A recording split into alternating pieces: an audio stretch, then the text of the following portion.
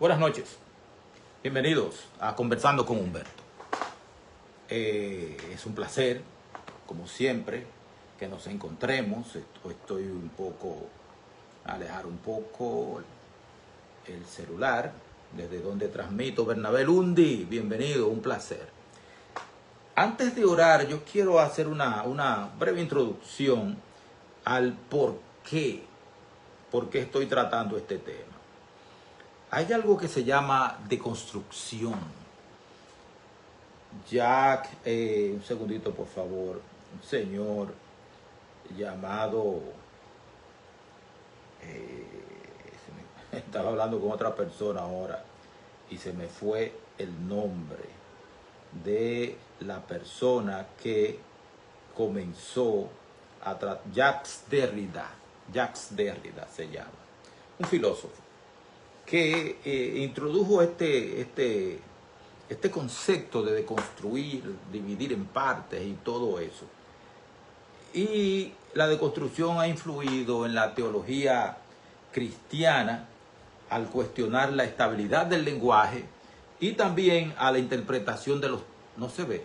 No hay live. Pero aquí tengo gente ya presente.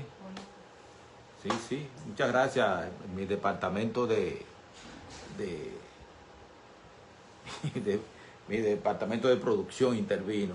Juan Lací, bienvenido, varón de Dolores. Buenas noches, Bernabé Lundi. Confírmeme que me escuchan bien. Bien, entonces, como estaba diciendo, Jacques Derrida es uno de los que establecieron un concepto llamado deconstrucción. Deconstrucción. Este concepto ha influido en la teología cristiana al cuestionar la estabilidad del lenguaje y la interpretación de los textos sagrados. Y esto es muy peligroso. En este contexto, algunos teólogos han utilizado la deconstrucción para analizar no solo la Biblia, sino también las doctrinas cristianas, tratando de buscar contradicciones e interpretaciones alternativas. No, eso no es así. Lorena Gutiérrez, muy bienvenida. Eso no es así, esto es de otra manera y nosotros estamos viviendo eso. Por ejemplo, algunos estudios han explorado cómo la deconstrucción desafía la idea de una única interpretación correcta de las Escrituras. Dice que no, que nosotros no tenemos la verdad, que la verdad la tenemos todos en conjunto, y entonces atacan una interpretación única, correcta de las Escrituras, y promueven una visión más abierta, más contextual de la fe.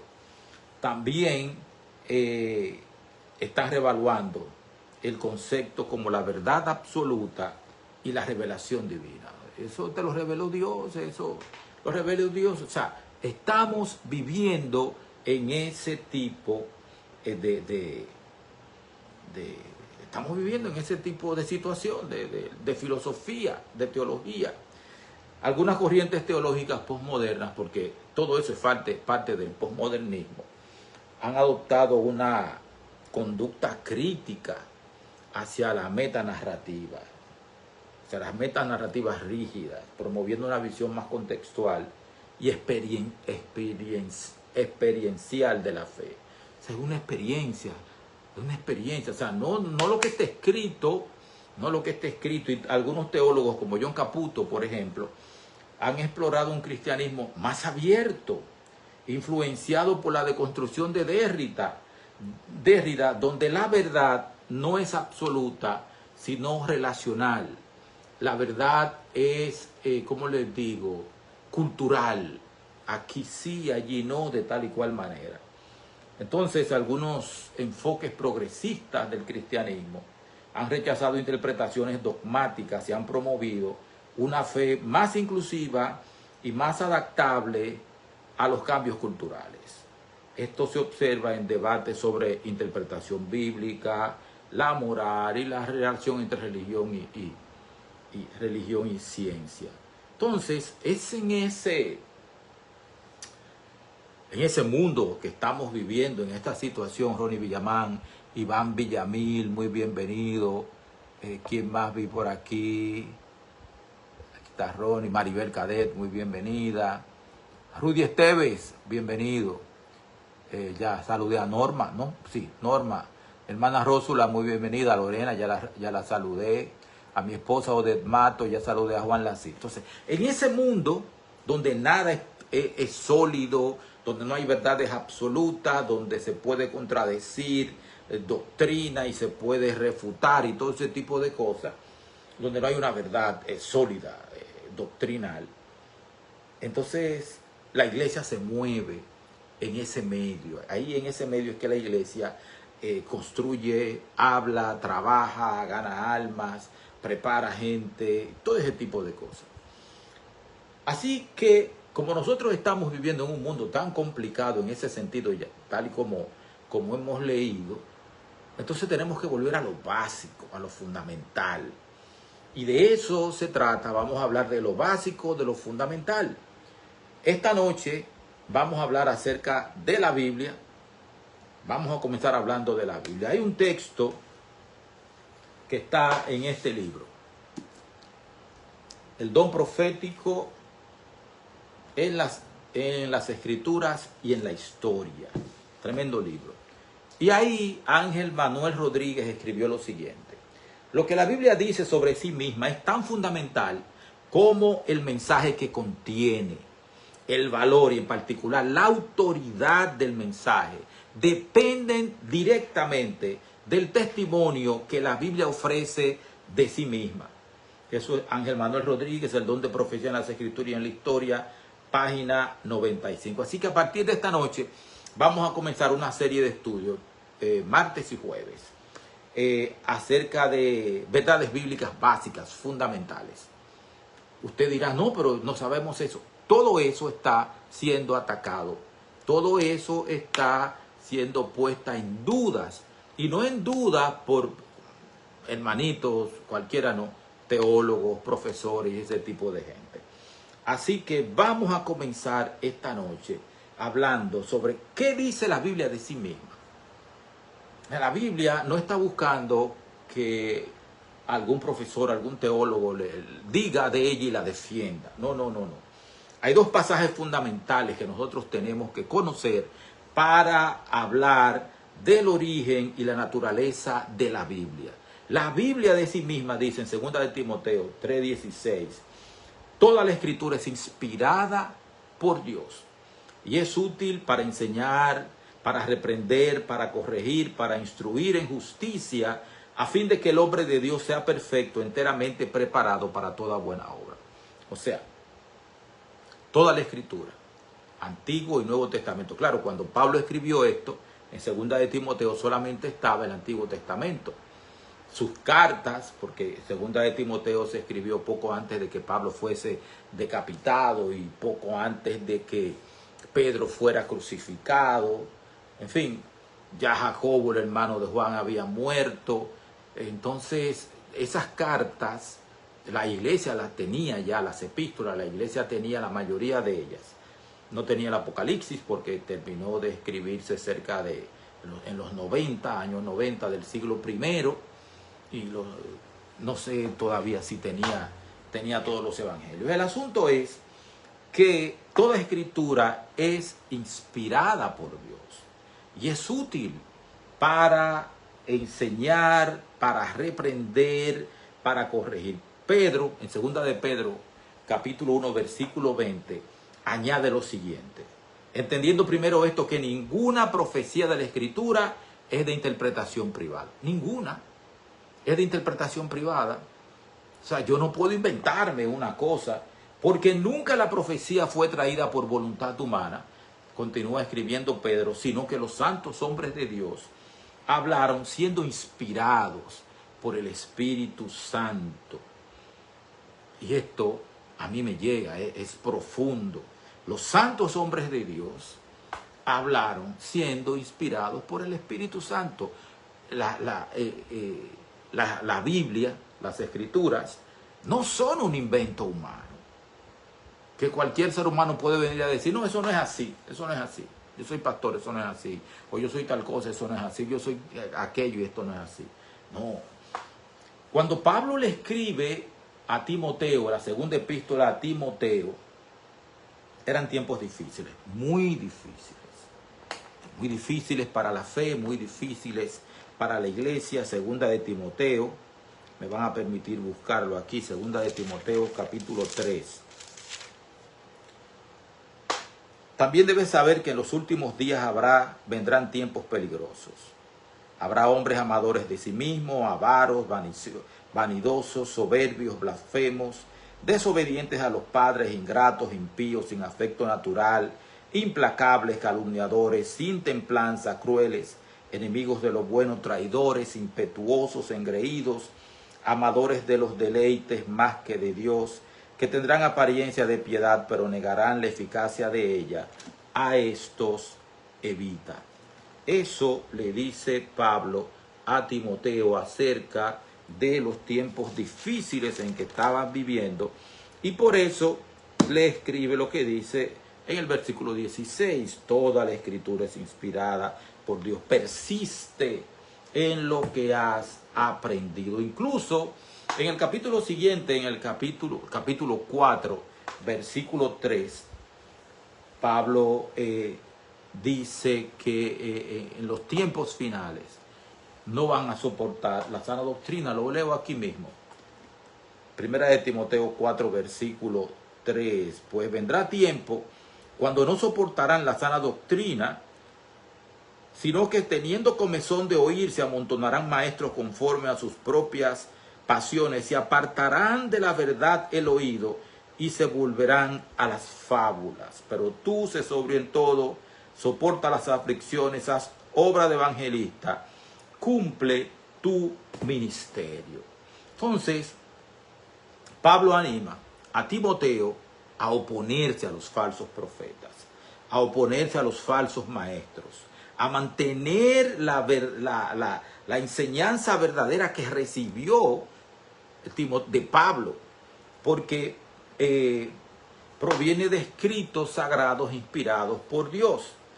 O sea, Pablo está interesado fundamentalmente en la función de la Biblia, en la función de las Escrituras, en su utilidad en la iglesia y en la experiencia del creyente. Pablo está interesado en eso. Por eso el apóstol cimenta la función de las Escrituras en su naturaleza de Escritura, que fue inspirada por el Espíritu Santo. Esa es la verdad fundamental. Por ejemplo, en 2 de Pedro 1, 20 y 21, la distinción teológica entre revelación e inspiración resulta útil para el estudio y análisis del tema, pero no refleja con total fidelidad el texto bíblico. No parece que los autores bíblicos hayan hecho tal distinción. Afirmaron que el Espíritu Santo dirigió a los profetas en todo el proceso de lo que llamamos revelación e inspiración. O sea, en el proceso de revelación e inspiración, Dios condescendió y adoptó sus pensamientos infinitos a la mente, los patrones de pensamiento y el lenguaje de los profetas. Este acto divino de condescendencia establece que en el proceso de revelación e inspiración, Dios y los seres humanos trabajan conjuntamente. O sea, Dios y los humanos trabajan conjuntamente en el establecimiento de las Escrituras. El don profético nos dio las Escrituras. La autoridad de las Escrituras está en que fue inspirada por el Espíritu Santo. Y el libro de los Hechos, capítulo 5, nos dice que el Espíritu Santo es Dios. El Espíritu Santo es Dios. O sea, que es Dios quien trabaja directamente. Por eso, en el Antiguo Testamento, la mayoría de los profetas, cuando van a transmitir algún mensaje proveniente de Dios, dicen: vino a mí palabra de Jehová, y el Señor me dijo, ve y profetiza tal cosa. O sea, Dios. Es Dios quien habla. El don de profecía, por ejemplo. El don de profecía nos dio las Sagradas Escrituras, como acabo de decirle. ¿Ha estado presente en la iglesia cristiana o solamente era un asunto del Antiguo Testamento? En el libro de Hechos, capítulo 13, versículo 1, leemos lo siguiente. Había entonces en la iglesia que estaba en Antioquía profetas y maestros, Bernabé, Simón el que se llama Níger, Lucio de Cirene, Manaén que se había criado junto con Herodes el tetrarca y Saulo.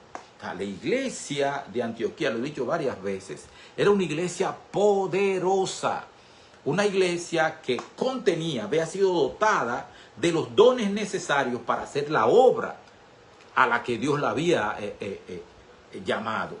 Hacía eso. Y la iglesia también, en sentido general, tenía muchos dones. Los dones tenían una función específica. Vamos a leer en 1 Corintios 12, del 4 en adelante. Ahora bien, hay diversidad de dones, pero el Espíritu es el mismo. Y hay diversidad de ministerios, pero el Señor es el mismo. Y hay diversidad de operaciones, pero Dios que hace todas las cosas en todos es el mismo.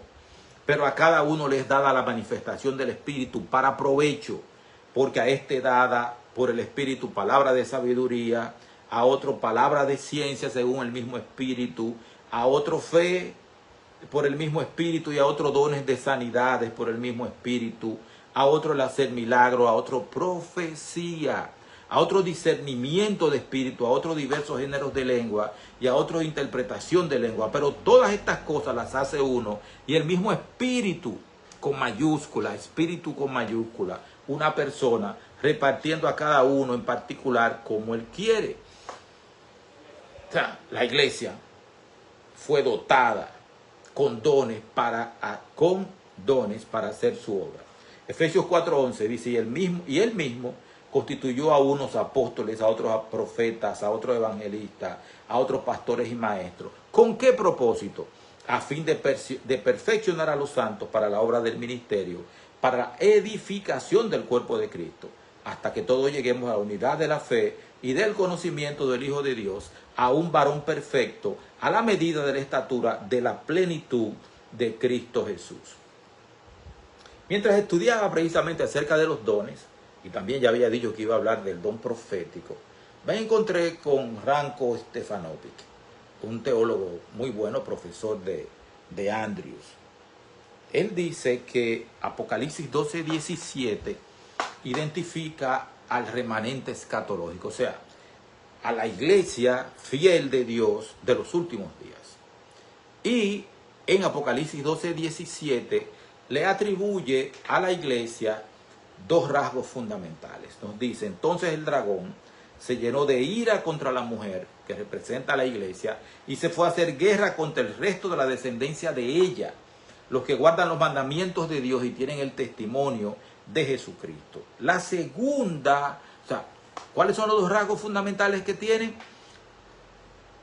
Guardan los mandamientos de Dios y tiene el testimonio de Jesucristo. La segunda de estas marcas distintivas vuelve a aparecer en Apocalipsis 19:10, donde dice, yo me postré a sus pies para adorarle. Y él me dijo, mira, no lo hagas, yo soy consiervo tuyo y de tus hermanos que retienen el testimonio de Jesús. Adora a Dios, porque el testimonio de Jesús es el espíritu de la profecía. Otra vez, esto de Apocalipsis 19:10 vuelve a aparecer en Apocalipsis 22:8 y 9. Yo, Juan, soy el que oyó y vio estas cosas. Y después que las hube oído y visto, me postré para adorar a los pies del ángel que me mostraba estas cosas.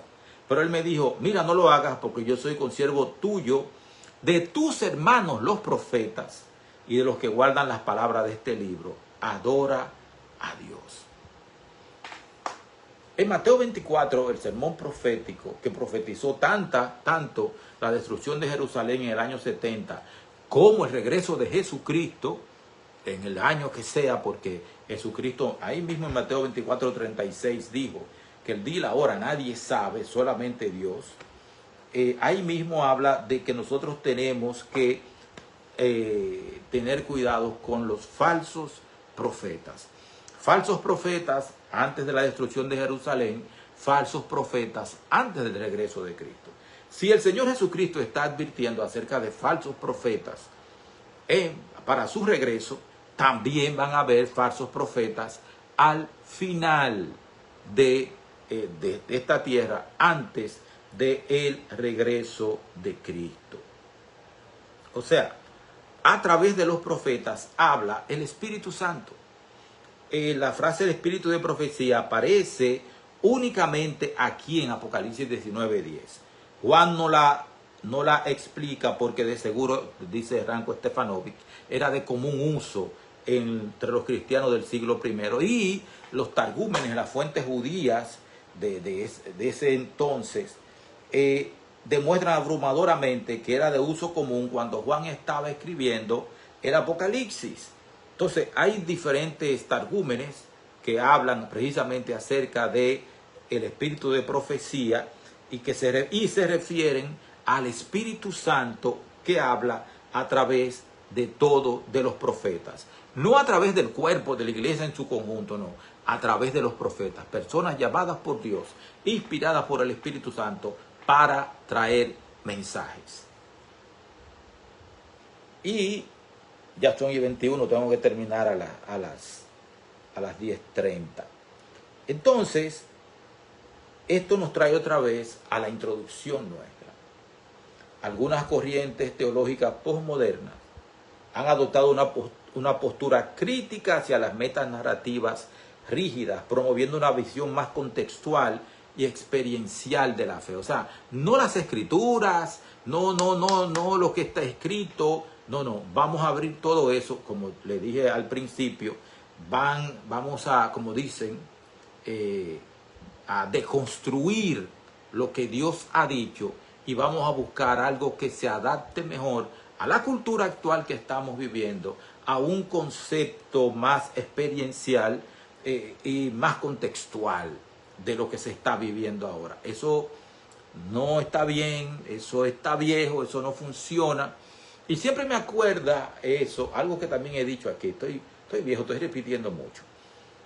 En una casa, cuando yo estaba niño, yo vivía en Santiago, una casa de madera, de zinc, de 2 aguas, una casa en zinc de 2 aguas, ¿verdad que sí? Y que tenía un plafón, tenían plafón. Había, no en mi casa, sino hay una, un segundito por favor que me salió aquí. Había se relata, se habla de una araña que vivía en una casa de esa de 2 aguas, pero hacia el techo, tapada por el plafón.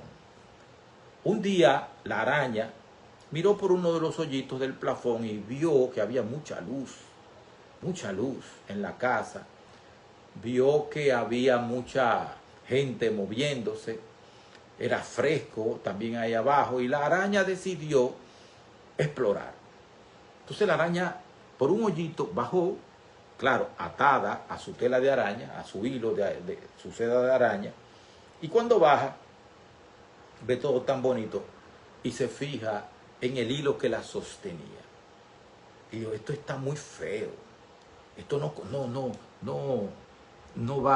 está acorde con el ambiente en el cual estoy viviendo. Así que yo voy a prescindir de este hilo que me sostiene y me voy a entregar completamente a vivir aquí. Así que la araña, ¿qué hizo? Cortó el hilo que la sostenía al cielo raso, y cayó en el piso. La dueña de la casa que estaba barriendo la vio, tomó la escoba y ¡pa! Y la mató. Entonces, a ese punto de vista, a esa situación, nos quiere traer Jacques Derrida. Es ahí donde nos quiere llevar. ¿Por qué? Porque teólogos como John Caputo han explorado un cristianismo más abierto, influenciado precisamente por la deconstrucción de Derrida, donde la verdad no es absoluta, sino relacional. No hay verdad absoluta. La Biblia no es así, no te lleve. No. Pero lo que la Biblia dice de sí misma es que fue inspirada por Dios. Inspirada por Dios, los santos hombres de Dios hablando, siendo inspirados por el Espíritu Santo. Entonces no lo dice solamente Pedro, también lo dice Pablo. Entonces hay ciertos enfoques dentro del cristianismo progresista, porque hay cristianismo progresista, que están rechazando interpretaciones dogmáticas y han promovido una fe más inclusiva, y adaptable a los cambios culturales. Han promovido eso. Esto se observa en debates sobre la interpretación bíblica, sobre la moral, el uso de joya, la conducta cristiana, todo eso. Y la deconstrucción de Derrida ha influido en la teología cristiana al cuestionar la estabilidad del lenguaje y la interpretación de los textos sagrados. Entonces estamos lidiando con eso. Entonces yo veo a la iglesia como la arepa. Candela por arriba, candela por abajo. Nosotros tenemos, mientras predicaba el sábado en Osama, lo decía, una gran parte de la iglesia es antivacuna. Ha asumido posiciones que no son sostenibles ni científicas ni lógicamente. Eso por un lado. Y son de la derecha religiosa, son nacionalistas cristianos, todo eso son. Por otro lado, entonces, tenemos la parte que tiene que ver con el cristianismo progresista. Muy progresista, que hay que flexibilizar, que eso no es así, y cosas así. Entonces, la iglesia está presionada terriblemente. Entonces, como había dicho, algunos teólogos están utilizando la deconstrucción para analizar la Biblia, para analizar las doctrinas cristianas, revelando posibles contradicciones o interpretaciones alternativas. Entonces, desde el punto de vista de estos teólogos progresistas, entonces no hay una única interpretación correcta de las Escrituras desde el punto de vista de ellos. No hay una interpretación correcta de las Escrituras. Ustedes creen, los adventistas hemos llegado a creer que somos los únicos que tenemos la verdad. Bueno, por lo menos guardamos los mandamientos de Dios, tenemos el testimonio de Jesucristo. Promueven una visión, los teólogos progresistas, una visión más abierta y contextual de la fe, más cultural. Y también se han utilizado para examinar el papel de la autoridad y de la tradición en el cristianismo, para reevaluar conceptos como la verdad absoluta y la revelación divina. O sea, lo que Pablo le dijo a Timoteo, que vendrán tiempos difíciles, nosotros estamos en esos tiempos difíciles.